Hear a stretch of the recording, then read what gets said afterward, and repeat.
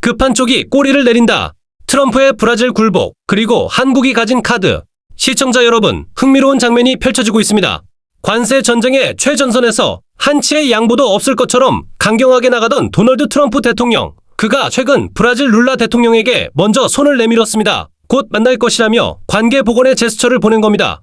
불과 몇 달 전만 해도 상황은 달랐습니다. 트럼프 행정부는 지난 7월 30일 브라질 정부의 최근 정책이 미국의 국가 안보와 경제에 비정상적인 위협이라며 브라질에 50%의 관세를 부과하는 행정명령에 서명했습니다.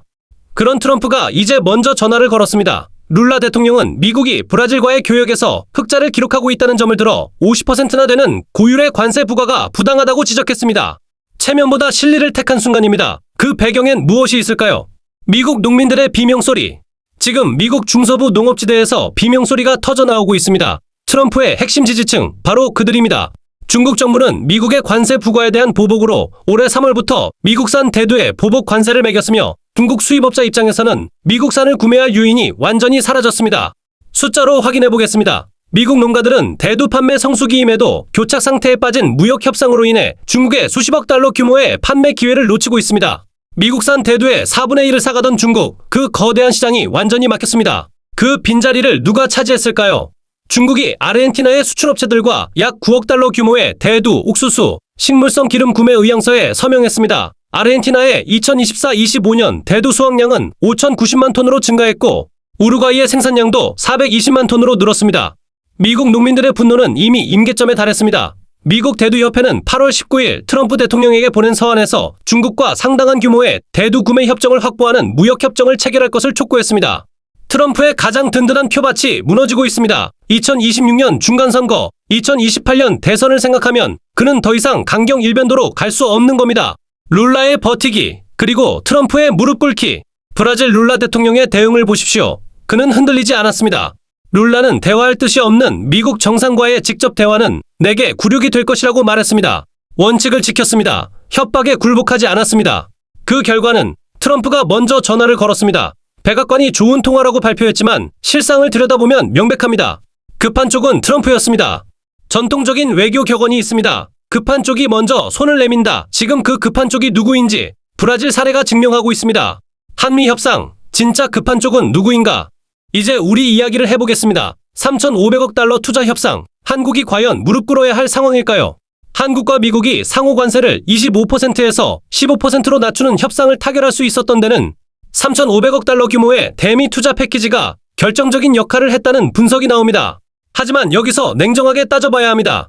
사실상 한국 기업이 참여할 수밖에 없는 사업 구조로 설계됐고 수익의 90%를 미국이 가져가는 구조입니다. 미국 주장대로 3,500억 달러 현금 투자를 하고 수익도 미국이 거의 가져가는 구조를 택하면 한국이 당장 얻는 실익이 크지 않고 원금을 언제 회수할 수 있을지 불확실합니다. 그렇다면 미국은 어떤가요? 브라질 사례가 보여주듯 트럼프는 자국 농민들의 압박, 물가 상승 압력, 그리고 정치적 부담이라는 삼중고에 시달리고 있습니다. 미국 경제도 관세 역풍을 맞고 있습니다. 인플레이션 우려가 다시 고개를 들고 핵심 지지층이 동요하고 있습니다. 2026년 중간선거를 앞둔 트럼프에게 시간은 우리 편입니다. 룰라가 보여준 교훈, 원칙을 지킨 자가 이긴다. 브라질 룰라 대통령이 우리에게 보여준 것은 명확합니다. 첫째, 부당한 압박에 굴복하지 마라. 둘째, 원칙을 지켜라. 셋째, 시간은 정의로운 쪽 편이다. 룰라는 50% 관세 폭탄을 맞고도 흔들리지 않았습니다. 보복 관세를 예고하고 브릭스 국가들과의 공동 대응을 선언했습니다. 결국 트럼프가 먼저 손을 내밀었습니다. 한국도 마찬가지입니다. 우리에게는 선택권이 있습니다. 일각에서는 3,500억 달러를 투자하는 것보다 차라리 관세 25%를 감수하는 편이 더 현실적이라는 의견도 나오고 있습니다. 냉정하게 계산해봐야 합니다. 불리한 조건으로 거액을 투자하는 것과 관세를 감수하며 다른 시장을 개척하는 것, 어느 쪽이 장기적으로 우리에게 유리한가? 협상 테이블의 힘의 균형. 지금 협상 테이블을 다시 보십시오. 한쪽에는 농민들의 압박과 인플레이션 우려, 중간선거 부담을 안고 있는 트럼프가 있습니다. 브라질에 50% 관세를 때렸다가 결국 스스로 먼저 전화를 건 트럼프 말입니다. 다른 한쪽에는 세계 10위권 경제 대국이자 첨단 기술과 제조업 경쟁력을 가진 한국이 있습니다. 우리 없이는 미국의 반도체 공급망도, 배터리 생산도, 첨단 제조업 경쟁력도 완성될 수 없습니다. 급한 쪽은 누구입니까? 브라질 사례가 답을 주고 있습니다. 원칙을 지키고 버틴 쪽이 결국 이겼습니다. 체면을 버리고 먼저 연락한 쪽은 트럼프였습니다. 지금 필요한 것은 전략적 인내. 시청자 여러분, 국제 협상은 단거리 달리기가 아닙니다. 마라톤입니다. 지금 우리에게 필요한 것은 조급함이 아닙니다. 브라질 룰라 대통령이 보여준 것처럼 원칙을 지키는 전략적 인내입니다. 트럼프는 이미 브라질에서 한번 무릎을 꿇었습니다. 그의 관세 정책이 자국민에게 부메랑이 되어 돌아오고 있습니다. 미국 농민들은 분노하고 물가는 오르고 선거는 다가오고 있습니다. 시간은 우리 편입니다. 불리한 조건을 받아들여야 할 이유가 없습니다. 3,500억 달러를 선불로 내고 수익의 90%를 미국이 가져가는 구조를 받아들여야 할 이유가 없습니다. 우리는 기다릴 수 있습니다. 우리는 버틸 수 있습니다. 그리고 결국 먼저 손을 내밀 사람은 다시 한번 트럼프가 될 것입니다. 결론, 무릎 꿇는 건 우리가 아니다. 브라질의 사례가 우리에게 던지는 메시지는 명확합니다. 부당한 압박에 굴복하지 마십시오.